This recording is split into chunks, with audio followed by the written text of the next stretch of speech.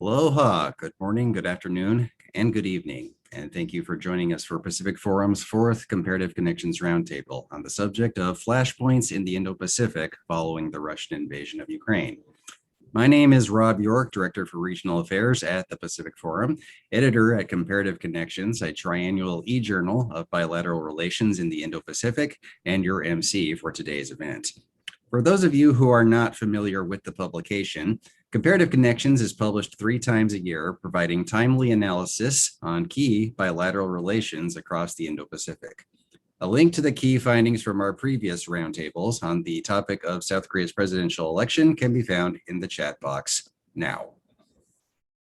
Every issue of Comparative Connections is made up of 13 regular chapters plus 1 rotating chapter appearing once yearly, each authored by recognized specialists who review critical developments within a given relationship and assess their implications for regional security, U.S. interests, and the future of the region at large. Each chapter also includes a carefully curated chronology section that synthesizes the day-to-day policy developments, diplomatic engagements, and bilateral exchanges that outline the trajectory of each relationship. These chapter chronologies contribute to a running sortable chronology section of the website that dates back to the first issue of Comparative Connections in 1999. In addition to these analytical chapters on bilateral chronologies, the Comparative Connections website hosts 2 databases: a States Visits database dedicated to tracking official visits by heads of state, and our Multilateral Forums database, which similarly tracks the occurrences of select high-level meetings. The various components of this site complement one another to provide users with a holistic understanding of each bilateral relationship's rich history, contemporary successes and challenges, and future areas for cooperation. A link to our most recent issue of Comparative Connections can be found in the chat box now. Today, to discuss the Russian invasion of Ukraine and its impact on the Indo-Pacific region and various regional flashpoints, we are joined by the co-author of our China-Taiwan chapter, Dr. David Keegan. Dr. Keegan is adjunct lecturer in the Chinese Studies program at Johns Hopkins School of Advanced International Studies, where he teaches a seminar on Taiwan and its relations with the United States and mainland China. See the chat now for his most recent chapter. He will be followed by the author of our North Korea, South Korea chapter, Mr. Aidan Foster Carter. Mr. Foster Carter is an honorary senior research fellow in sociology and modern Korea at Leeds. See the chat now for his most recent chapter. Our last but by no means least speaker for today will be the author of our China-Russia chapter, Dr. Yu Bin. He is Professor Emeritus of Political Sciences at Wittenberg University. For his most recent chapter, check the chat box now. I want to thank each of our distinguished speakers for being here today across multiple time zones. We look forward to your remarks and for the fruitful discussion that will certainly follow. After our panelist presentations, we will transition into a Q&A segment where we will welcome feedback and questions from the audience. For those in attendance expecting Dr. Catherine Dalpino, Professor Emeritus at Georgetown University, as moderator, she was regretfully unable to participate today, so I will do my best to fill her shoes for this event. We do hope, however, that you will also visit her most recent chapter as well. Now for today's talk. The Russian invasion of Ukraine has changed strategic calculations around the world, including in the Indo-Pacific. For today, we have 3 distinguished scholars of the region who will examine potential regional flashpoints: the Taiwan Strait, the Korean Peninsula, the China-India border dispute, and Russia's role therein, while explaining their background, placing recent events in context, and discussing how the Russian invasion of Ukraine impacts the region. So now, on to today's discussion. We will start with remarks from Dr. David Keegan, followed by Mr. Aidan Foster Carter and Dr. Yu Bin. Since Taiwan and China is one of the main discussion points at the moment set off by the invasion of Ukraine, we will begin with Dr. Keegan. The floor is yours. Thanks, Rob. Since Russia invaded Ukraine on February 21st of this year, leaders in China, Taiwan, and the United States have all been intently focused on Russia's invasion and Ukraine's efforts to resist with some success thus far, both because of the interest of their events, but moreover because they think it may tell them something about how to fight or deter a future war over whether China should take control of Taiwan. How serious is that risk? And has Russia's invasion of Ukraine changed our estimate of that risk? I'll try to answer those two questions over the next few minutes. I'll start by looking at why I think Ukraine matters to Russia, why Taiwan matters to China enough to go to war. What lessons do China and Taiwan draw from Russia's invasion? And finally, what all this may mean for the United States. So let's start with what I consider three fundamental realities. First, the history. Both Russia and China, or at least their leaders, view Ukraine and Taiwan as integral to their national histories and their national pride. Both Ukraine and Taiwan, on the other hand, see themselves as proud democracies and successful ones, unwilling to submit to the foreign brutality of Russia and China. Second, both the Ukraine conflict and the looming possibility of a Taiwan conflict are wars of choice. Ukraine and Taiwan pose no threat to Russia or China. Putin launched the invasion of Ukraine because he thought he could win without significant costs and opposition. If Xi Jinping launches military action against Taiwan, either a full invasion or something less than that, like a military air and sea blockade, in order to compel Taiwan to accept Chinese rule, he will do so because he thinks he can do it at a reasonable cost. My third reality, the actions of the United States matter enormously from the very beginning. The statements of Henry Kissinger and Richard Nixon in 1971 and 72 convinced Chinese leaders that the US would surrender Taiwan as the price for strategic and economic access to China. America's repeated failures since then to hold China to its commitments has reinforced China's confidence. And Trump's treatment of Ukraine and NATO undermined faith in US deterrence and treaty commitments and fueled Putin's belief that the West would stand by as his armies rolled into Ukraine. America's feckless behavior in Afghanistan, Iraq, and Syria only reinforced Putin's confidence and, in the long run, perhaps Xi's. Based on the same realities that led Russia to invade Ukraine, China is also prepared to make the same kind of choice, to seize control of Taiwan by force. The PLA has been working hard to be ready to take military action against Taiwan. Taiwan has always been strategic objective number one for China, ahead of the South China Sea or the Diaoyu Senkaku Islands in the East China Sea. The PLA, the People's Liberation Army, has been developing exactly the logistical and operational capabilities it judges it would need to attack Taiwan, including an anti-ship ballistic missile it dubs the Carrier Killer, to deter US intervention. China's choice to undertake a possible conflict with Taiwan is based on one more critical lesson it takes from history. The West is declining and China is rising.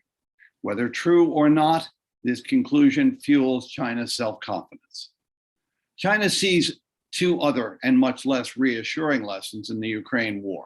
First, Russia's army, which China had looked up to as a model for its own development and as a source for many of its weapons and technologies, failed to implement the military basics as it moved toward Kyiv in the early stages of the war. Even in the far more favorable terrain of Ukraine's east, Russia is struggling to prevail. Does China need to reconsider the lessons, much less the weapons it absorbed from Russia? Second lesson, the United States and its allies in Western Europe and beyond have united to impose costly sanctions and humiliating diplomatic rebukes on Russia while supplying Ukraine with an ever-expanding array of weapons. Can they do the same against China? What can China do to prepare itself to minimize the cost of such sanctions? As China considers these lessons, the most important unknown is this: will Western unity endure?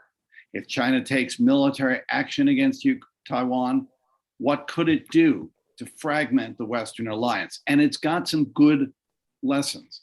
Remember in 1989 and after Deng Xiaoping's success in wooing Americans and Westerners back to China after Tiananmen, even though Bill Clinton won election by promising to be tough on Beijing. There is one lesson that China will not learn. China will not conclude from Ukraine that war to seize Taiwan is too difficult or costly to risk. Unification is the historical ideological imperative. China remains absolutely committed to what it calls the One China principle, that Taiwan has always been a local jurisdiction within China, subordinate to China's legitimate national government, the People's Republic of China, under the Communist Party. It must be reunited with the motherland. The party would prefer that Taiwan be reunited peacefully, promising Taiwan, as it promised Hong Kong, that it will be able to retain its own social and economic structures under a rubric called One China, Two Systems, an approach introduced by Deng Xiaoping. But China has made it clear that it is prepared to use force if necessary to unify Taiwan with China. Xi Jinping and the communist leadership remain overweeningly confident they can prevail, and fearful that a failure to prevail could mean the collapse of the Communist Party dominance in China. So what lessons does Taiwan take from Ukraine? The first and overwhelming lesson is that China's threat of military action and its efforts to strengthen its People's Liberation Army to compel Taiwan's reunification with China must be taken seriously, something Taiwanese did not always believe. The second overwhelming lesson is that defending Taiwan, like defending Ukraine, will be miserably costly. A third lesson follows from these first two. Taiwan must act immediately and intensively to deter Chinese coercion, and if necessary, defeat the Chinese military before it devastates Taiwan as Russia has devastated Ukraine. In that effort, the fact that Taiwan is an island is both an essential advantage and an essential risk. The advantage is that China has to cross 100 miles of water to reach Taiwan. The disadvantage is that Chinese air and sea power can block military resupply and reinforcements once hostilities commence. Ukraine's success in deploying asymmetric small weapons tactics to stymie Russia's overwhelming conventional dominance in the first stages of the war is being assessed by a Taiwan military and security establishment that had long relied on combat aircraft, heavy tanks and artillery, and large ships. Should it shift to what is called an asymmetric military to make Taiwan into a porcupine that will torment Chinese ships, planes, and missiles with precision small weapons that will make an invasion too costly to contemplate? Until recently, it appeared that the advocates of asymmetric defense in Taiwan and their American military supporters had lost. The Ukraine war has upended that debate. There is one final lesson. Taiwan cannot rely solely on the US to defend it. Under the best of circumstances, Taiwan will need to repel the Chinese military long enough for US forces to reach Taiwan. Taiwan's history, however, warns it not to take US commitments at face value. The US has walked away from the Republic of China at least twice, during the Civil War and in recognizing the People's Republic of China in 1979. The Taiwan Relations Act of 1979, signed 4 months after the US broke relations with the Republic of China, does not commit the US to defend Taiwan. Can Taiwan trust the US? Can it defend itself without the US? And the answer to both questions is a qualified no. And therein lies Taiwan's existential dilemma. So let me turn finally to what lessons the United States should draw from Ukraine. My first is that the Biden administration must continue with 3 approaches it has adopted toward China and which enhance deterrence. First, the Biden administration has actively and successfully enlisted the public support of allies like Japan, Australia, Europe, and this past week, the Republic of Korea, to actively engage with Taiwan and call for cross-strait diplomacy, cross-strait peace and stability. All have responded despite China's objections. Second, President Biden must continue to signal US determination to help defend Taiwan, as he did at his press conference in Tokyo on May 23rd. Some have said his statement that day was a gaffe. Perhaps, but it was a gaffe with a point. Third, the Biden administration has returned to the policy of every US administration except the Trump administration, and actively insisted it will honor the US one China policy. And I know that sounds very close to China's one China principle, but they are as different in reality as they are similar in sound. The US policy means in practice, we will insist that any resolution of the dispute between Taiwan and China must be peaceful. That's it in a nutshell. We will not support any unilateral change in the status quo, meaning we will not support a unilateral declaration of independence by Taiwan, and we will not accept the forceful reclaiming of Taiwan by China.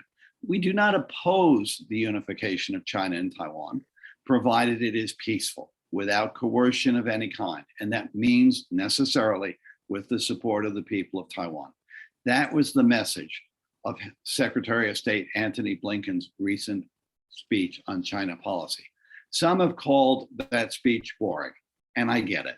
But let me tell you, sometimes good diplomacy is boring. These three steps mean we do not oppose China's effort to seek reunification, but we reject the idea, China's idea, that acting to defend a democratic Taiwan is interference in China's internal affairs. Finally, the most important action the US can take now to prevent a repeat of the Ukraine disaster and suffering in Taiwan is to stay the course in support of Ukraine and ensure that China looks at Russia's experience and decides it does not want to suffer the same fate. With that, I'll conclude and look forward to the discussion. Thank you. Thank you very much, Dr. Keegan. And with that, we will turn to our second speaker, Mr. Aidan Foster Carter from the University of Leeds. Since he is joining us from the opposite side of the world, we decided not to keep him up any later than necessary.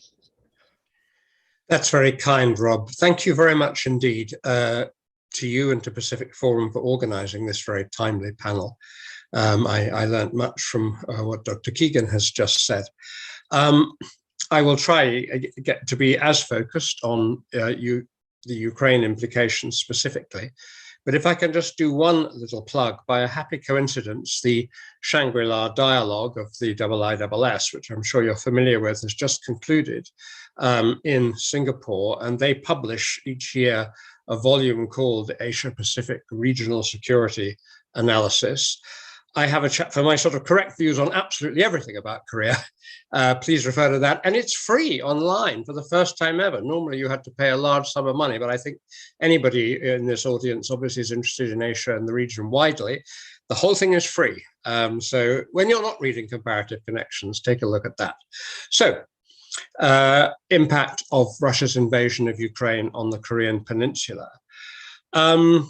Methodologically, which is a word that should send everybody to sleep, it's actually quite hard, even for a momentous and historic event like Russia's invasion of Ukraine, I think, to work out exactly what the impact of that is. Also remember Hegel on Minerva's owl flying out at dusk. I'm afraid we're only at dawn as far as the world historical implications of what Putin has done is there. So there's what I want to say, first of all, is there's other stuff going on. It was going on already and going on separately, which is impacted. And I want to mention 4 factors. I think they'll probably all be familiar. One is that regardless of and prior to Russia's invasion, as I'm sure you're all aware if you follow Korea at all, Kim Jong-un has been launching missiles like there was no tomorrow. I think both in terms of his role as the third Kim over the whole decade of his rule so far, he could have many decades to come, think about that, but especially in the last less than a year, and more particularly in the first 6 months of this year. Where are we up to? I lose count. 17 separate launch events, over 30 actual projectiles, a great variety of missiles of various sorts.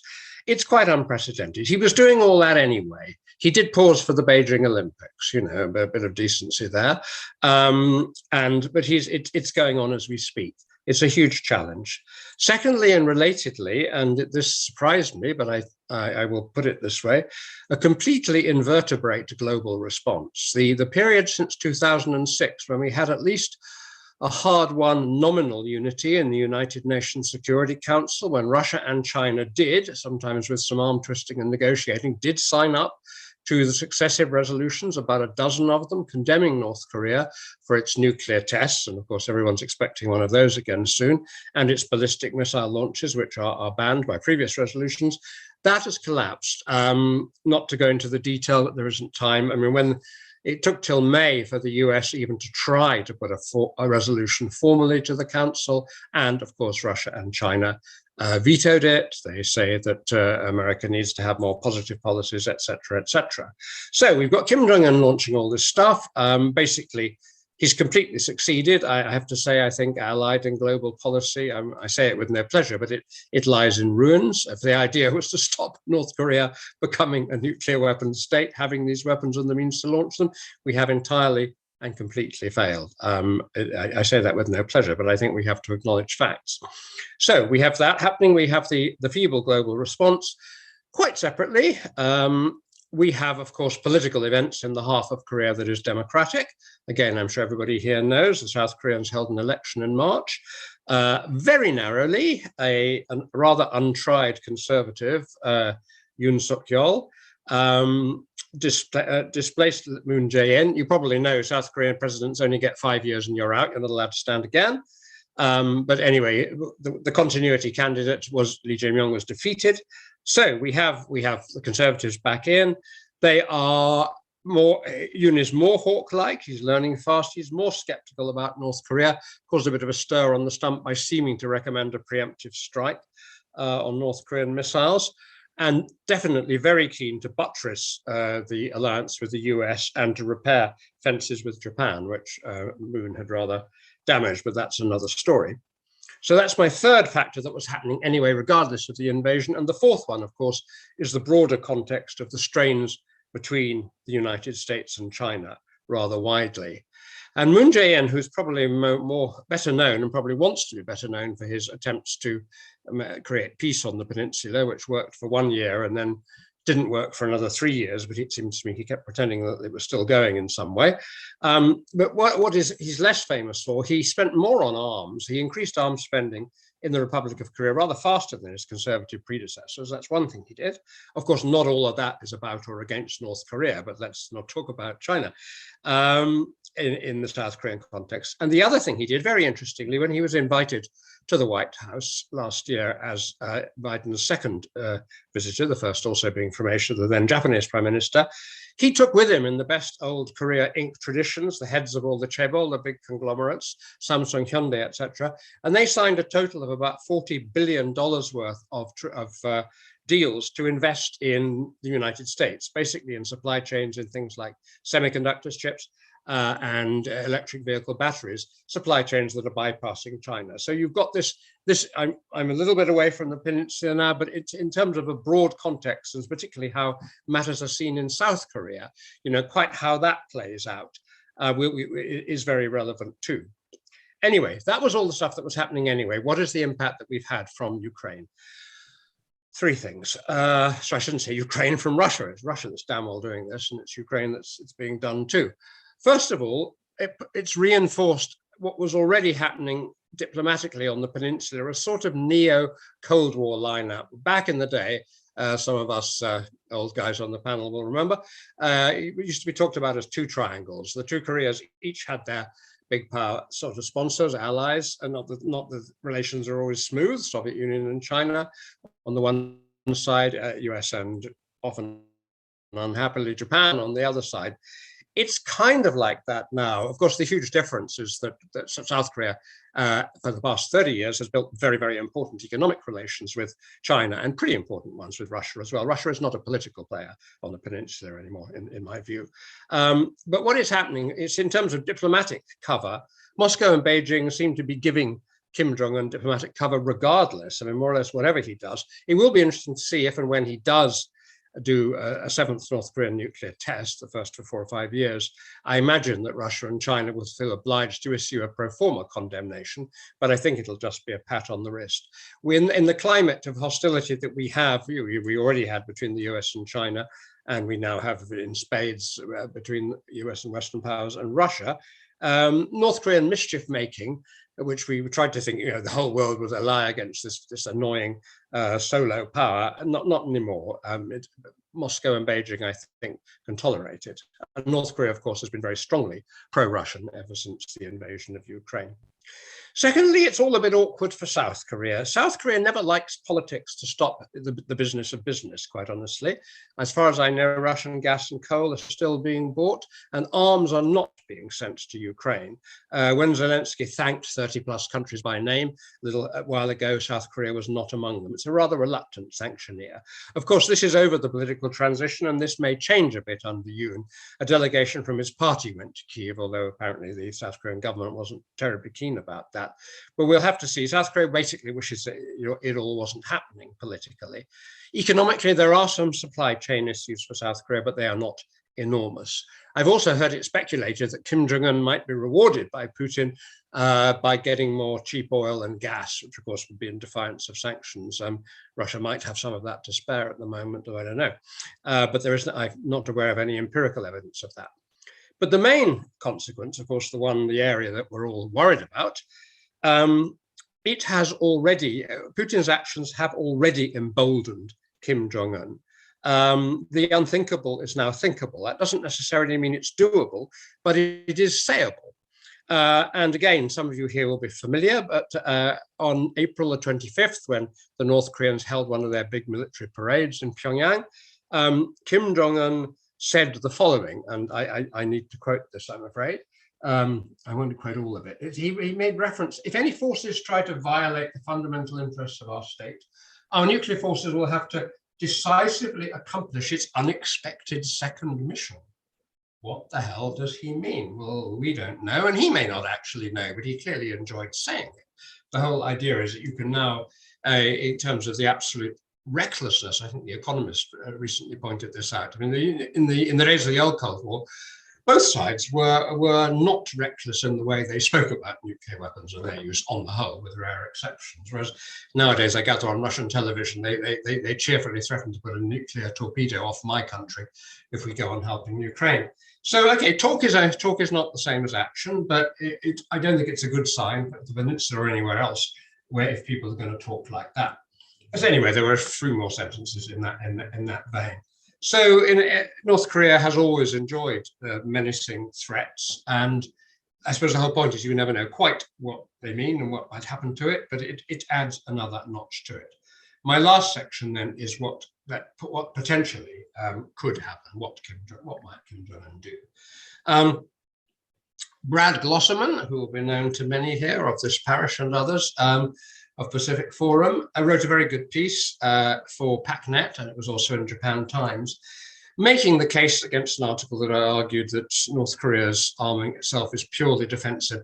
I honestly do not think that even the most rabid peacenik, and there is part of me that is still one of those, you cannot say that anymore. What Kim Jong-un has been doing goes way beyond what, yes, if sure, you saw what happened to Libya, if you saw what happened to Iraq, you get put on an axis of evil, the United States invades the top country on the list, you would want to look out for yourself. In fact, that point is taken. But what Kim Jong-un has been doing goes way, way beyond anything that can possibly be regarded as defensive. So if it isn't defensive, what is it? Well, the term that Brad uses is coercive. I guess we need to flesh that out, and I guess we don't know, and I suppose we don't really want to know how North Korea might wield that. I think we can take, and South Koreans, I think, can take quite a bit of comfort from the fact that the balance of forces on the peninsula and the geography and much else does not, the scale of factors does not resemble that between Russia and Ukraine, nor that between China and Taiwan. Bill Clinton famously, when he was president, went up to the DMZ once and said, if the North Koreans do anything, it will be the end of their country. That, I think, still applies.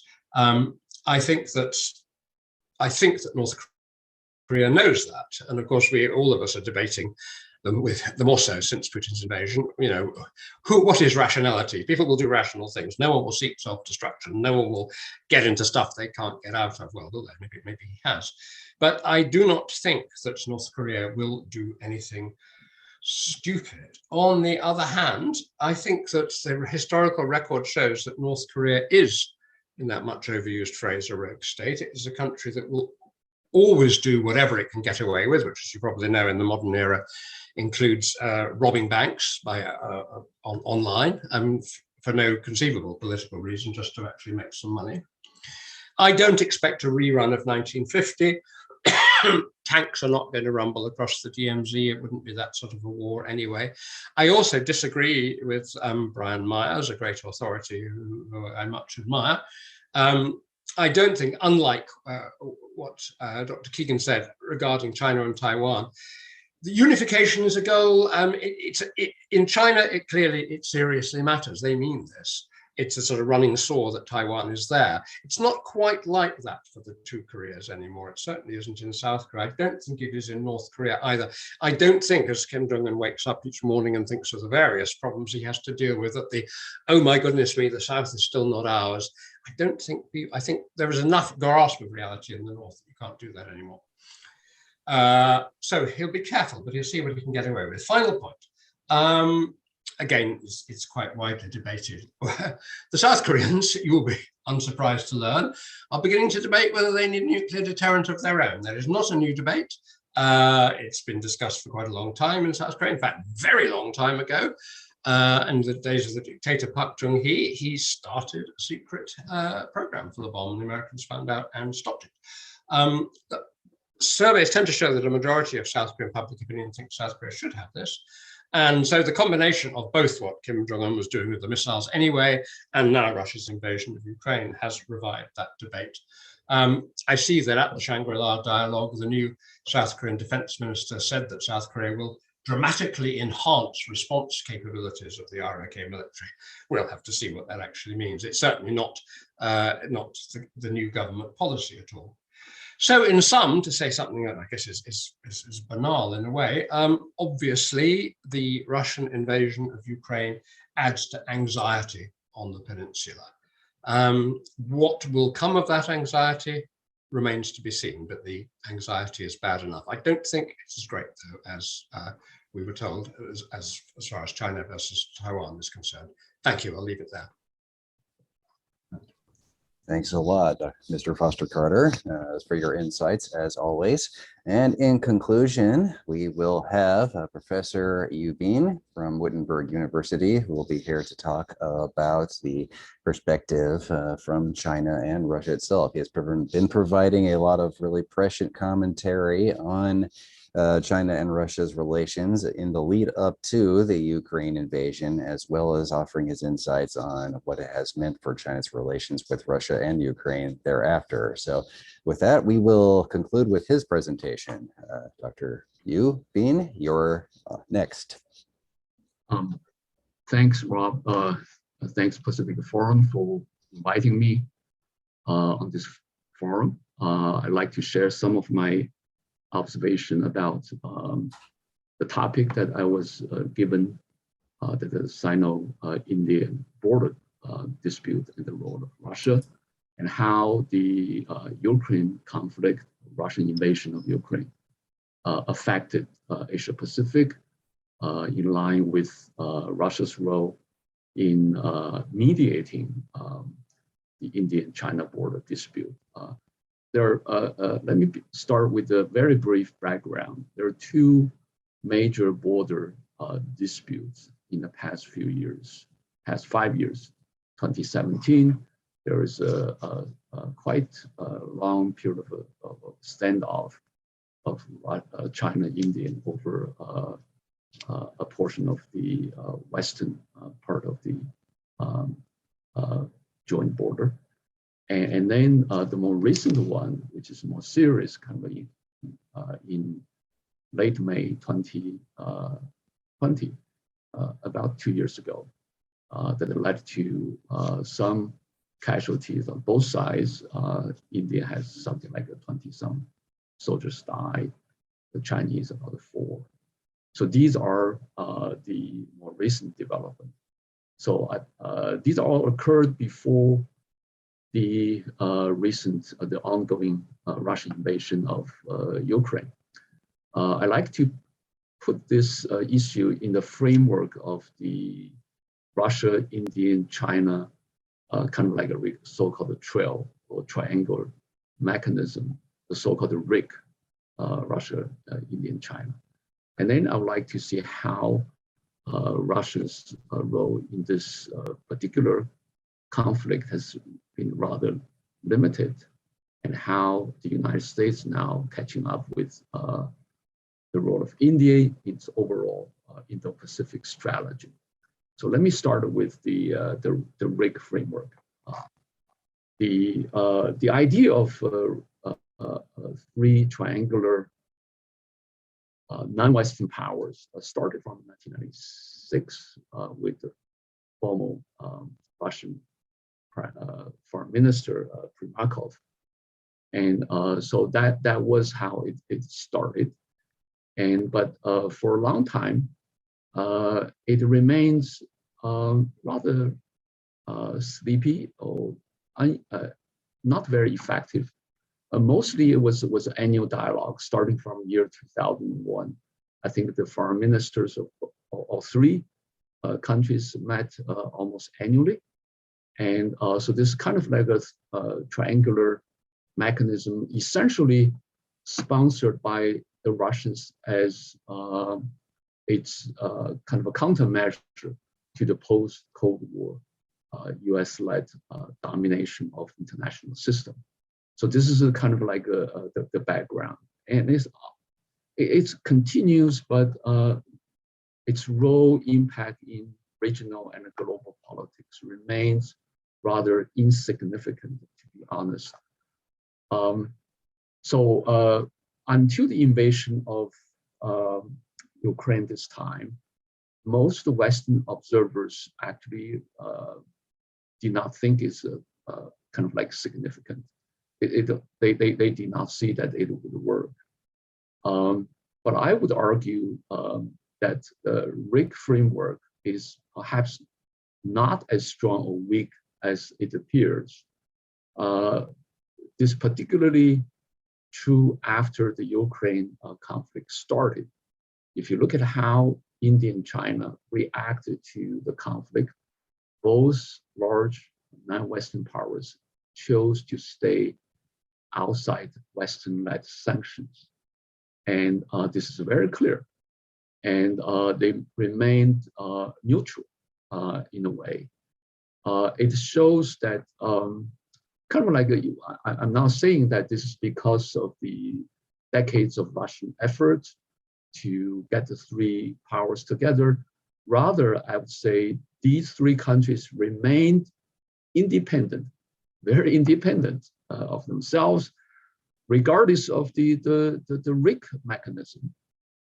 Its weakness now seems to be its strength.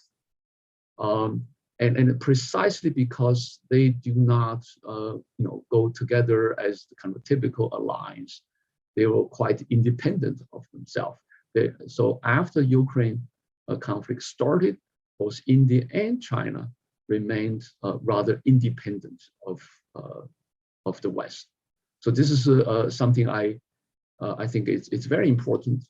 With or without the border issue, I think the Ukraine conflict actually demonstrates that the India and China are not necessarily kind of like follow Western policies. It's not something that they try to work that way, but I think because of their independence, RIC didn't operate as the way many people think that they should. Now they see that I think it happened that it's quite independent. Let me cite it with something from the recently India's Foreign Secretary Jaishankar's statement in response to European questioning about the independent role of India, not responding or following Western sanctions. And And the Indian Foreign Secretary responded, the Europeans' problem are not, world's problem.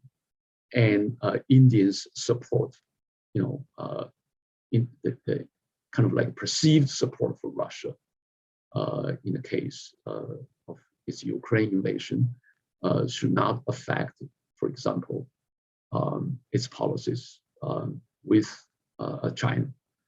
Essentially, Indian kind of like reject or disagree with the linkage policy that if Indian continues to remain neutral, Western countries would have second thought in supporting India's position in its dispute with China. So the Indian rejected the kind of linkage. I think this is also, I would say, the Chinese neutrality policy towards Russia. And China does not see necessarily the linkage between its Ukraine policy and the Taiwan issue. So that's the utility of the RIC issue. So this is the first point. The second point I want to, I think it's related, but it's quite different. Even if China, India remained neutral in regard to the Ukraine conflict, but they are not necessarily the same.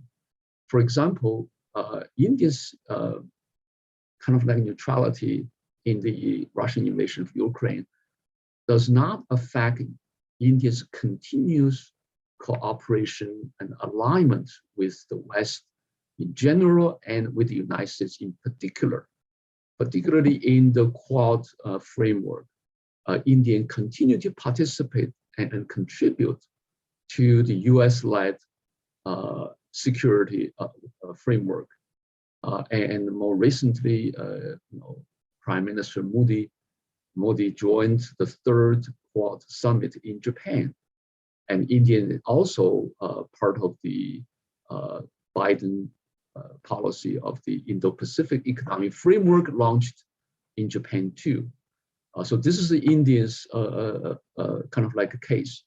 Yes, India remained neutral in the Ukraine conflict, but its relationship, cooperation, friendly relation with the West continues. And this is not the case in China.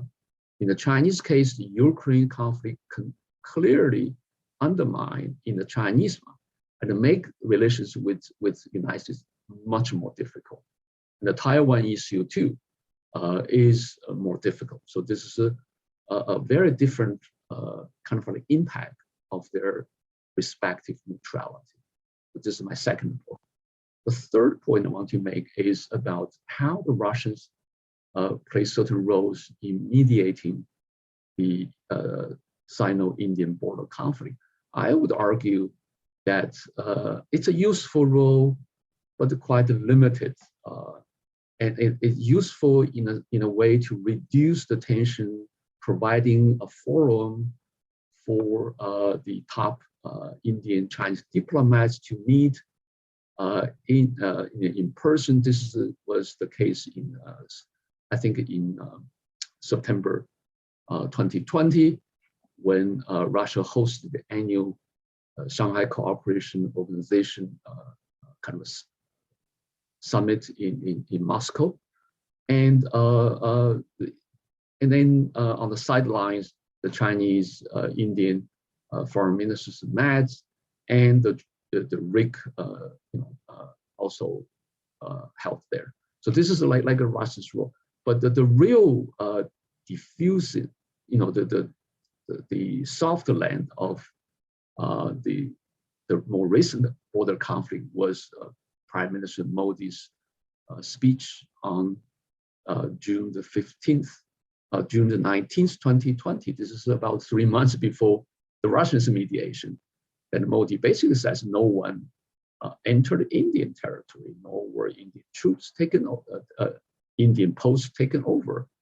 So this is really suggests that the civilian authorities in India perhaps disagree with the military officers, wanted maybe more advancement into more tough policy with China. So I think the Russians' role in mediating it's useful. It's also in the Russians' interest to do so, because Russia does not want to see India further going down the alignment with the United States. And that's something really the Russians have observed in the past 10 or 15 years, ever since 2014 election of Prime Minister Modi. India certainly adopted more pro-Western policies and departing significantly or gradually from its traditional non-aligned movement. So that's not something the Russians want to see. So I think the Russians' role is useful, but we should not exaggerate. But the Chinese welcome that.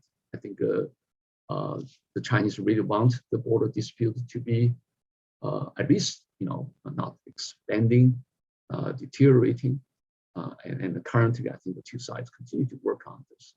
Now, my last point, I want to address the U.S. role and how this dispute affect the Asia-Pacific in light of the Ukraine conflict. More recently, we start to see, I think, particularly Defense Secretary Austin's speech in Shangri-La, Singapore. He highlights several times the role of India in Americans' Quad alliance in countering the Americans see the Chinese kind of aggression. I think this is a more, I would say it's a very proactive approach to the issue of to utilize the border dispute. At the time the border dispute has been managed, to what extent U.S. push for more or maximizing border conflict and even to a certain degree militarize it. At a time when the border dispute actually has been managed, I think we have to wait and see. A few days before Secretary of State, Secretary of Defense Austin's Singapore speech, you have General Charles Flynn, the Commanding General of U.S. Army Pacific, visited India, and he tried to highlight the border dispute and then point the finger to China.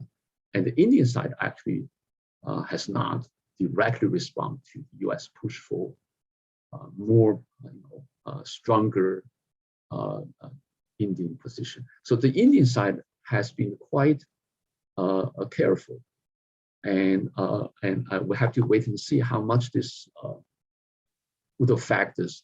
But there's no question that the border dispute, particularly starting from 2017 and the more recent one, have played a significant role in Indians' tilt towards the West, to the disappointment maybe both to the Russians and to the Chinese. And Indian increasingly become more kind of like not alienating Russia and China, but departing from its traditional non-aligned movement policies. But to what extent is mean Indian fully joined Western or American kind of like a strategy in Indo-Pacific? I think we have to watch, and India's problem with China predated the Ukraine policy and has been decades, ever since the 1950s, maybe the 1962 border war. The two sides fought briefly, and Indians suffered tremendous casualty, disproportionately, and India, to what extent this has continued to play certain roles. So that's I would like to see. So overall, India has changed significantly, and but also India remain as a quite independent player in both the Ukraine policy and its China policy. But more recently, there's certain signs and a significant tilt towards the West. And whether this means really, significantly join Western anti-China league, we have to see. India so far has not touched on the Taiwan issue, to go back to the first speaker. David talked about how the Taiwan issue has been impact on Asia Pacific in the aftermath of the Ukraine conflict. But I think India has yet to take that final step. I think it's being careful. So that's with that, let me stop. And thank you for your attention. Thank you very much, sir, and to all of our other speakers as well for your thoughts on the Ukraine invasion and how it has impacted each of these circumstances. We will now transition to our Q&A session. And as a reminder to the audience, there are two ways that you may submit your questions or feedback for our speakers. The first is to chat in your question using the Q&A function located at the bottom of your Zoom window. The second would be to raise your virtual hand, which is also located at the bottom of your Zoom window.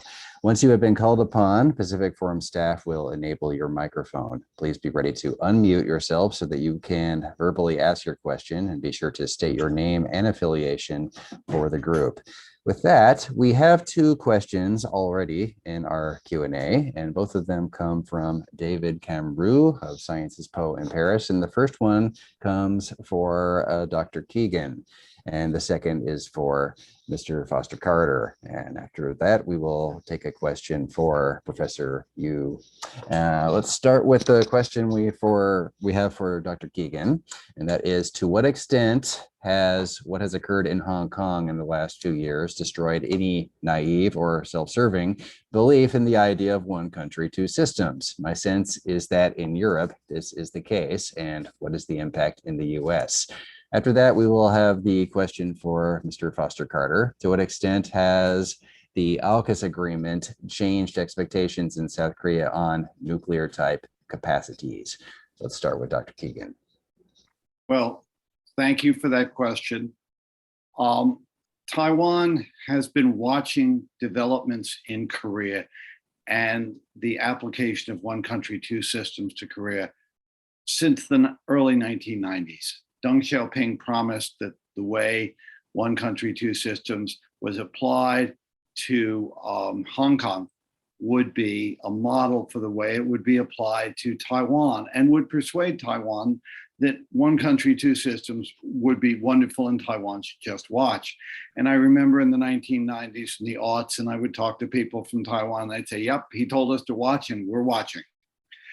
And Taiwan has long been skeptical of developments in Hong Kong. But I would agree with the questioner that particularly over the last 2 or 3 years, particularly since May, June of 2020, that concern over what has occurred in Hong Kong has grown exponentially. Remember that the first demonstrations in June of 2020 occurred shortly after Tsai Ing-wen had been nominated to run for president for a second term. It occurred 6 months after Xi Jinping had given a speech at New Year's talking about the continuing need for reunification on the 40th anniversary of the first letter from the Central Committee to Taiwan on the occasion of the US recognition of China.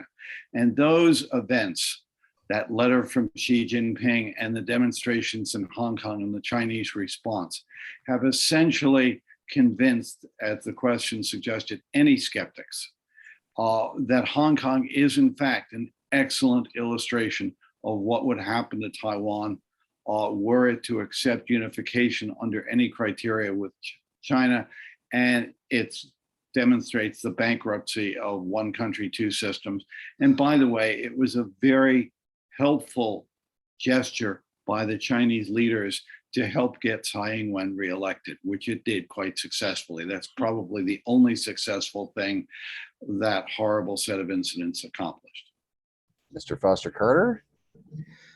Sure, that's a very good question about the AUKUS agreement and what the South Korean expectations are on nuclear type capacities. I assume that we are mainly talking submarines here. South Korea You can hear me, can you? Yes, a comment just came up about this. Yeah. South Korea has long wanted nuclear-powered submarines. As I understand it, the non-proliferation treaty does permit this. It had hitherto got the brush off from the US more or less when this was raised. Had never been very high profile. So suddenly you get this new agreement, and Australia is allowed nuclear-powered submarines and ditches a deal almost done with the French in order to get them. And immediately, in fact, during the election campaign that was going on in South Korea, not the Conservative candidate and eventual winner Yoon, but actually the Liberal candidate, Lee Jae-myung, picked this up and said, yeah, we want those as well. I think it'll be very interesting to see what happens over the next 5 years. I think, again, one of the ways that Russia's invasion has changed matters in the region and the world is that, well, I'm not an expert on US policy, but as far as I can see, I mean, those who now think that the question of defending themselves may be a more active and real question than they had hoped it would be, will now be prepared to countenance things, including letting allies have stuff that they might not have done before. I wouldn't be at all surprised if by the end of Yoon's term, we don't have, obviously it's quite a long lead time to build these things, but we don't have such a program in South Korea. If I have to stick my neck out, that's what I'll say. All right. We have one more question in the chat, and that is from Christopher Woody. It says, for Dr. Keegan or Dr. Yu, given Russia's military performance in Ukraine and China's ongoing military modernization and expansion, what do you think the trajectory of the Sino-Russian military relationship will be going forward? Should we consider China the leading partner in that relationship? Let's start with Dr. Yu. Yeah, this is thank you for the very good question. I think for decades, the outsider observers, commentators have followed the development of Sino-Chinese military exchange. And many interpret it as kind of like an important component of becoming alliance, which turned out necessarily to be true. In comparison, I would argue, since I'm assigned to talk about the Indian issue too, until even now, Russia's military export, the level of the sophistication and the amount of the weaponry sold to India have far exceeded those to China. In a way, Russia actually have been quite cautious in exporting military hardware and developing technological cooperation with China. And that's a fact of life. And so in a way, I would say, yes, if you look at the Russian-China military cooperation has been significantly improved since the last few years of the Soviet Union, when Soviet started military export to China, including Sukhoi 27, 200 plus of them. But overall, Russia has been far more generous in military ties with India. That said, military relations also involve other issues like border security, border inspections, joint exercise. And these things have been improved over time steadily. More recently, while President Biden was in Japan for his first Asia-Pacific visit, the Russian-Chinese Air Force continued and conducted a kind of a joint bomber patrol of the East China Sea and region. I think that's part of the meal relationship. But overall, I think Russia has been far more generous. And because of that, this is a part of the Chinese relations with Ukraine. Why China plays this more neutral role in the Ukraine-Russian conflict? Because Ukraine has been historically more generous in transferring military technology to China and also hardware. So Chinese have been quite friendly with the Ukrainians than with the Russians. So that said, I would say in terms of the Taiwan issue, Russia has been so far remained neutral or non-committal on the Taiwan issue, which is the way the Chinese have been doing in the current Ukraine conflict or Russian invasion. So that's my take. And the Russians been, if you look at the current border dispute, let me take you back all the way to 1962. When China was fighting a brief border war with India, India actually was supported by both the Soviet Union and the United States, plus many European countries. China was really alone. And so that was then. I think the special relation between Soviet Union and now Russia with India continues in that way. So there's a long history of that. So that's, I don't want to talk too much of that, but I think the Miu relationship has been quite significant, but I would say it's not alliance. Alliance requires one thing alone.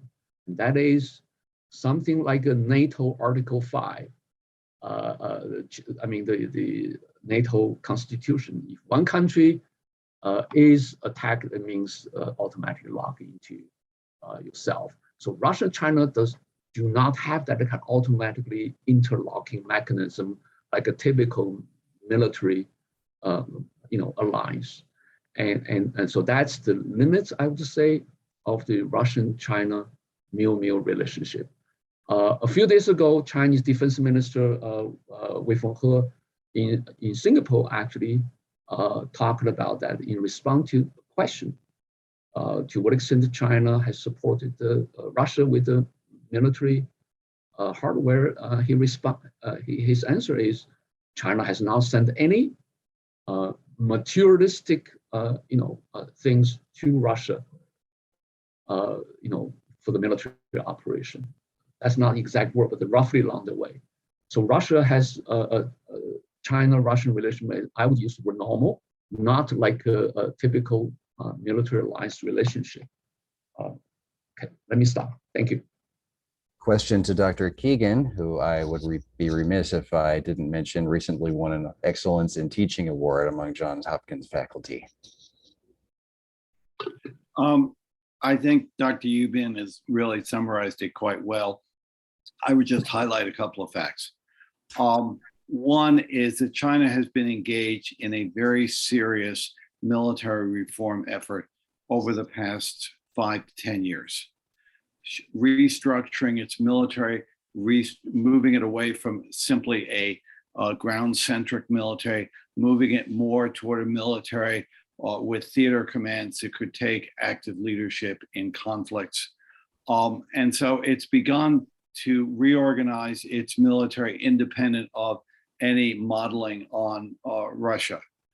So that's one part of it. The other part of it is that China has worked very hard at developing a civil military technology development structure so that it can draw on its own quite remarkable technological IT development over the past 20 years in order to support its military and military operations. And I think both of those reflect a movement away from reliance on Russia, although there is still that, I think, hangover from earlier times of looking up to Russia as a successful military. Certainly the way in which Russia has handled conflicts between India and China also raises questions in the Chinese eyes about Russia. I would just add one final note. Although Russia may perceive, and perhaps even China perceives, that they think Russia is not strident in its approach to Taiwan, the Taiwanese believe quite clearly that Russia is taking the side of China and supporting what China refers to as a one China principle. They haven't done it very actively, but at a number of the requisite points, Russian spokesmen have restated their commitment to the one China principle. Once you say that, no one in Taiwan is going to see you anything other than taking a position against Taiwan. Rob, can I follow a quick follow-up? Okay. I agree with David. I think the Chinese military modernization has been significant. But I kind of slightly disagree with David about how much the Chinese kind of are following the Russian model in regard to its future or perceived military operation across Taiwan Strait. If you observe or follow the Chinese domestic chat room discussions expert, there's a huge, I think it's the main opinion of Chinese assessment of Russia's military operation in Ukraine has been disappointing. Mm-hmm. In that, at the beginning of the Russian military operation, it looks impressive. And many Chinese actually believe after years of actual use or test its hardware in places like Syria and even Chechnya, the Russian military was quite, sophisticated and effective. But I think after the first few weeks, it has changed.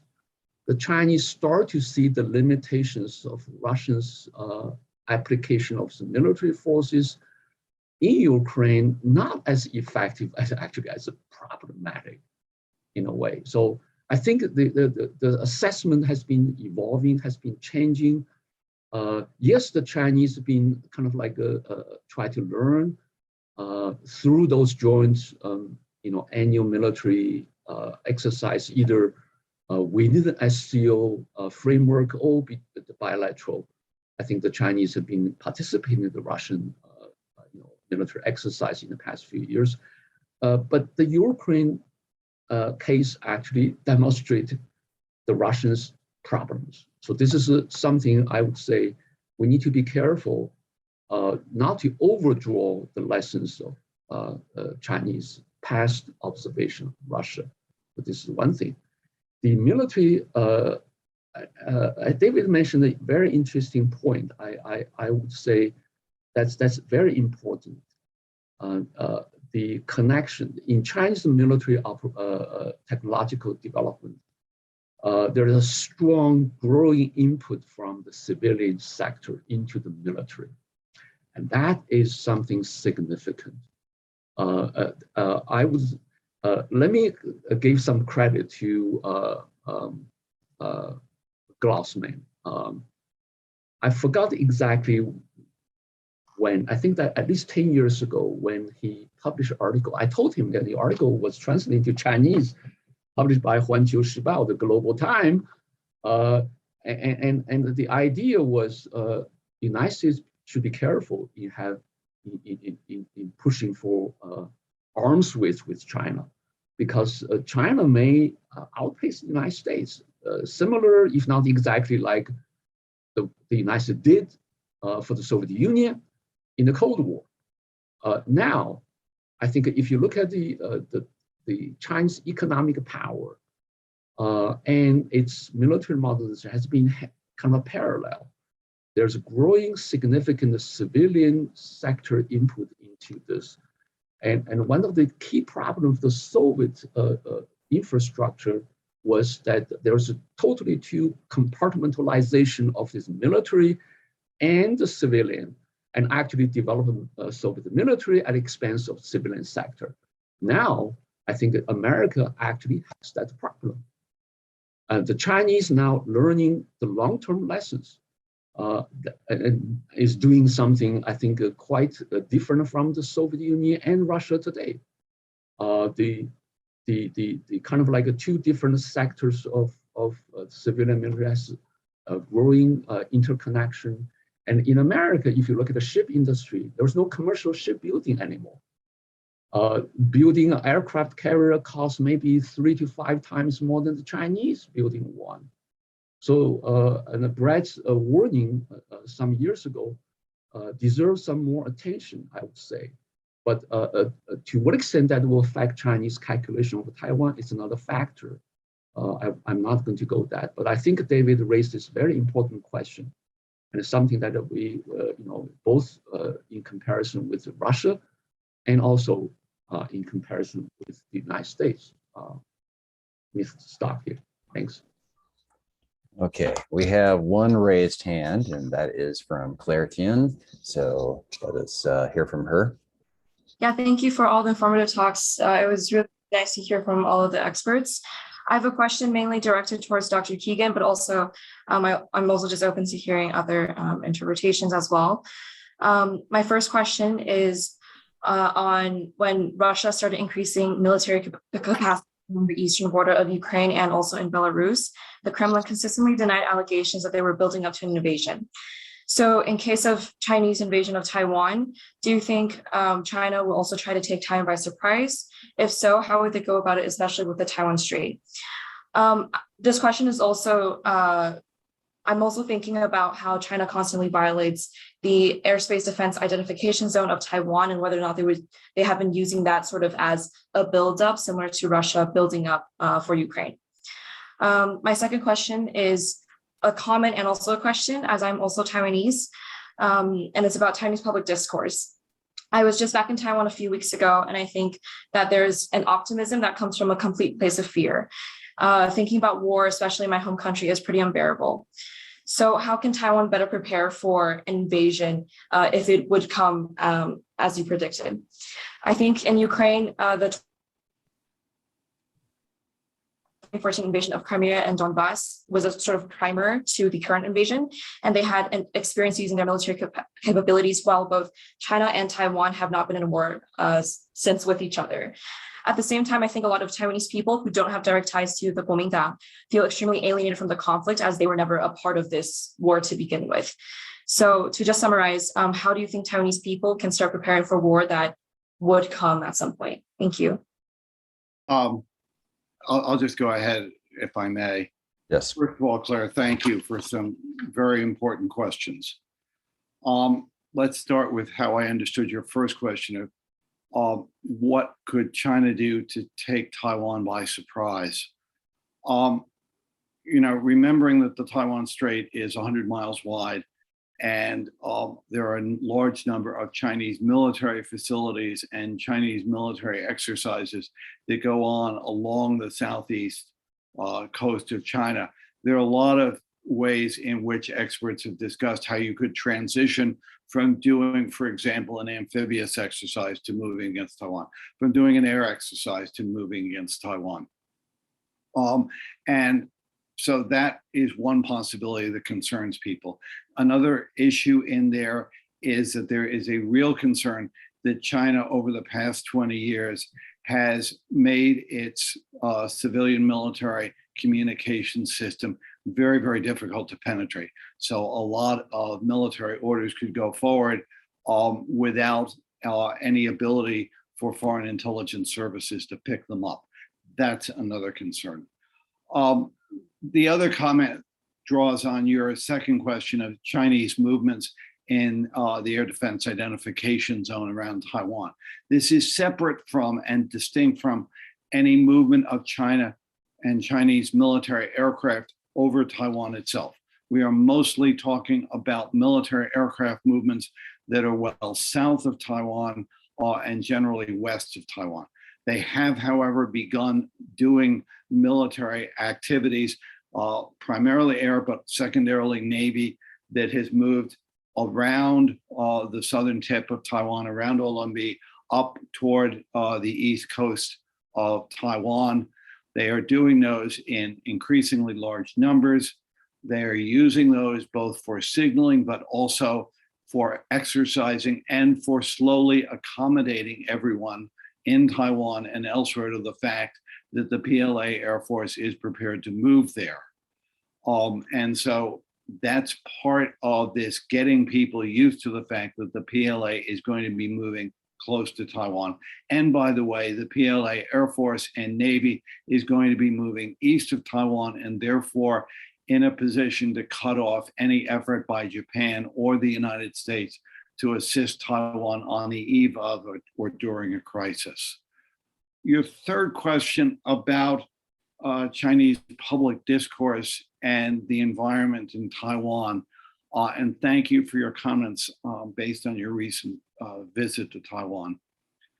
I think that's one of the major challenges. You're right about the sense of many Taiwanese that they are separate from, outside of the civil war that brought the nationalist army and nationalist government over to Taiwan in the late 1940s.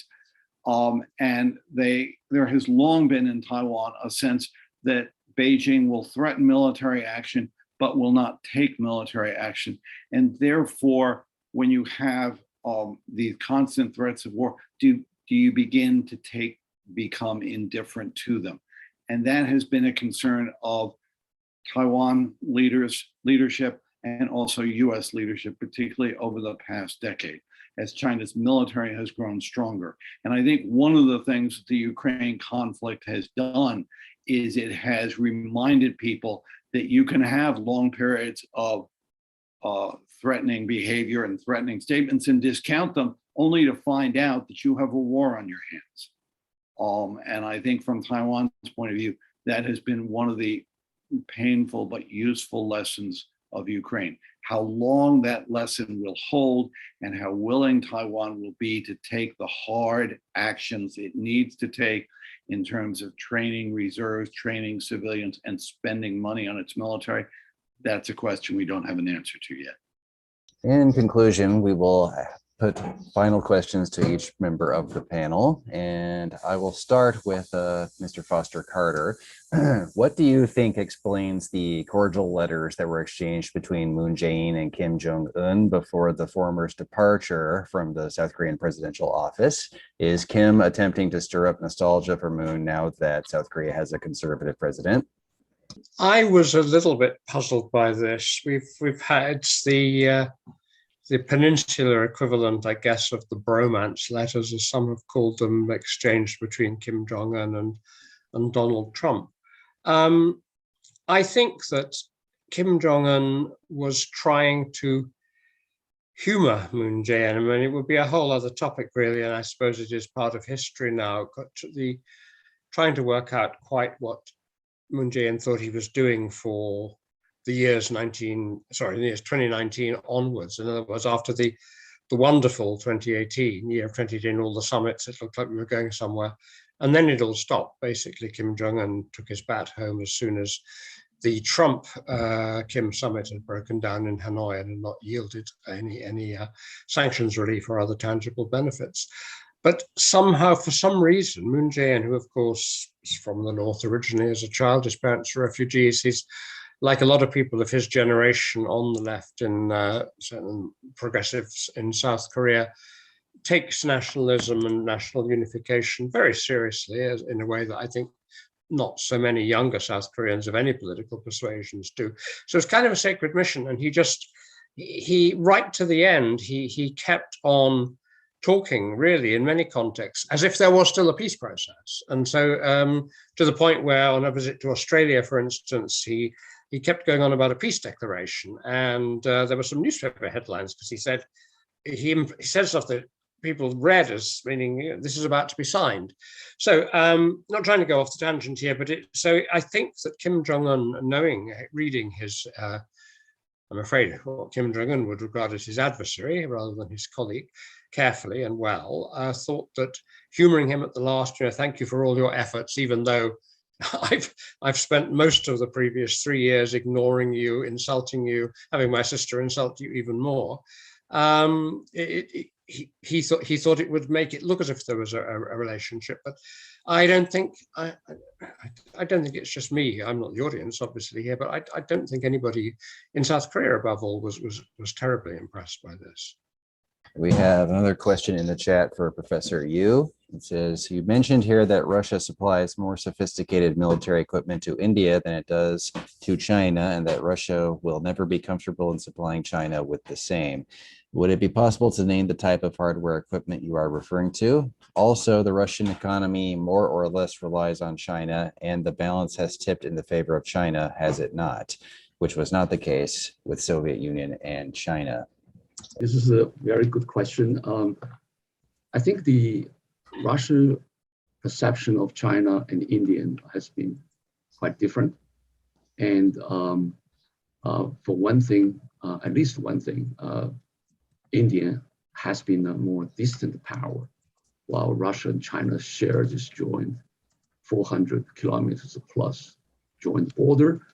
And in the time of Soviet Union, there's about 7,000 kilometers of common border, and has been a very difficult relationship. The border issue, perhaps more than any other, between any two countries in the world, Sino-Russian border dispute dating back to the 17th century. And by the early 20th century, Russia has taken 1.5 million square kilometers of land from China. And those issues are very difficult. At the height of the Cold War, Russia and China, or Soviet Union, had fought a serious battle along the border lines in 1969, 1970. So it has been very difficult relationship, even when both were communist powers. So with all those reasons, it's natural for Russia to be perhaps more cautious in developing a meal-meal relationship with China. So this is a first point. Secondly, I would say precisely because of the current normal relationship between Russia and China, the two sides have been able to manage these issues. They are not likely to sacrifice this for their respective relationship with the West. In the case of, for Russia, it's Ukraine. For China was Taiwan, or for Russia was Taiwan, for China was Ukraine. So that's the, I think that the Russians' difference in dealing with both China and India. Having said that, Russia indeed also have some unique kind of cooperative efforts with China, including the joint, for example, missile defense exercise in the past 5 years with China. And Russia has not done this with India, but on the other hand, Russia had export or rented its nuclear subs to India, which would never do it to China. So Russia has been quite, flexible in dealing with both these two large Asian powers. So I think Russia's approach to this has been very Russian in a way. But the Russians' border issues with China is a league of its own and has been quite successfully managed. And this is because of this, China is rather reluctant to join the West in sanctioning Russia because China does not want to sacrifice this it's a stable relationship with Russia because of someone else's problem with Russia, by the way. So this is a kind of like a Russia's kind of a unique take of the Indian and China issue. Thank you. With our what I believe will be our final question. It will be for Dr. Keegan. And he says, thank you for your insightful presentation. And I would like to know, to what extent are these approaches similar to Richard and Haas's vision of U.S. strategic clarity that Washington will not intervene if Taiwan clearly declares independence in any shape or form, and will definitely intervene if the PRC invades Taiwan? Do you think the Biden administration, while upholding the longstanding one China policy, is slightly making small adjustments and moving toward this clearer direction? Yeah, Richard Haas and others have argued over the past couple of years that the U.S. should move away from the policy toward cross-strait conflict that we have called strategic ambiguity. And the fundamental idea of strategic ambiguity is that if China initiates military action or coercive action, it cannot know if the US will intervene or how. So it must always take account of that possibility and the whole range of options that we have available. If Taiwan destabilizes the status quo by moving toward or declaring unilateral independence, it cannot rely on the US to come to its defense in the face of threats or coercive moves by China. That's the fundamental definition of strategic ambiguity. The proponents of strategic clarity, by and large, have called on the US to be more direct in telling China that we will act if China moves. And there are a couple of problems with taking that. One, from China's point of view, they've already figured this out, okay? They have already figured out that the single biggest problem they will have if they take military action against Taiwan is US military intervention. So in that sense, the signal has already been given. And the signal is reinforced not by the US saying more. The signal is reinforced by the US doing more, by strengthening our capability, particularly in the Western Pacific, to act in support of Taiwan and to deter or move against China if necessary. It is that hard and costly military preparation that will be most effective. And my third point is another problem with moving towards strategic clarity is it removes our ability or diminishes our ability to signal to China that we are prepared to and eager to help them find a face-saving way out of this. Okay? The more you say you're our enemy and be clear about it, the harder it is to work together to avoid conflict. And just something that I had said repeatedly, I will say one more time. If you're going to paint your enemy into a corner, as we are trying to paint China into a corner, be sure that there is a door in that corner, that they can open the door, get out, and end up where you want them to end up. That you want to give them a way out that is face-saving to them and accomplishes your objectives. Moving from strategic ambiguity to strategic clarity makes that harder. I could pose one more question to Aidan. You mentioned Brian Myers in your speech and how you don't necessarily agree with his take on North Korea's priorities. What do you make of his contention regarding a confederation between the North and South? Do you not share his concern about the likelihood of that or what it would mean? I'm a little bit puzzled by that. If anybody doesn't know what we're talking about and wants to follow it up afterwards, try and remember the word Sthele, S-T-H-E-L-E, press, and you will find Brian's blog. No, I'm puzzled by this. I mean, for that matter, he's not the first person to have talked about a confederation. There have been times when that or similar words have been part of the official policy of both Korean governments, not in the very recent past, as a sort of a first step. If it seems to me, also as a non-Korean, that if ever the two Koreas had governments that were, well, basically that they are free agents to do whatever they want to do. Brian's particular version of it, though, seems to involve, if I understand it, and I'm not sure I fully understand it, the idea that somehow South Korea is being, there's a risk that he thinks the South Korean left is gullible and can be sort of bounced into this or led into this in some way.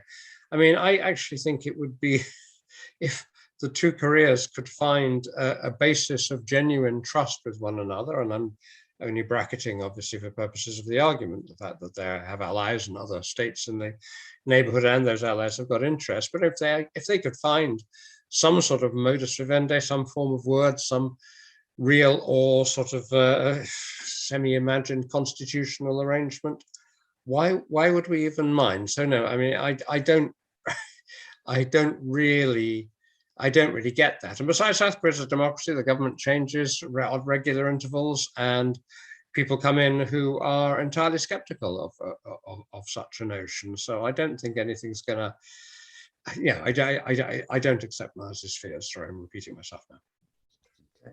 Thank you very much for that. And with that, I will thank each of our three speakers for their great presentations and for their answers to our questions. To our two speakers on the mainland US, thank you for devoting your afternoons to this. And a special thanks to our speaker in the UK for staying up late to join us. I also want to thank those of you who submitted all of these great questions and who contributed to this enlightening discussion. I'm confident that those who have joined us today gained from the discussion as well. And if you are not familiar with comparative conditions, Connections or have not yet taken the time to read, this is the level of analysis you can expect with each issue. We will publish our next issue on September 15th, which you can view by visiting our website at cc.pacforum.org. You may download the entire issue in PDF form at the top of the page, as well as download individual chapters or simply read them online. We hope that you will read Comparative Connections, cite it in your own work if you are a researcher, and spread the word. If you would like to support our journal, support more events like this, and help us grow, please contact our development team at development@pacforum.org. We have a range of sponsorship options that can help you help us.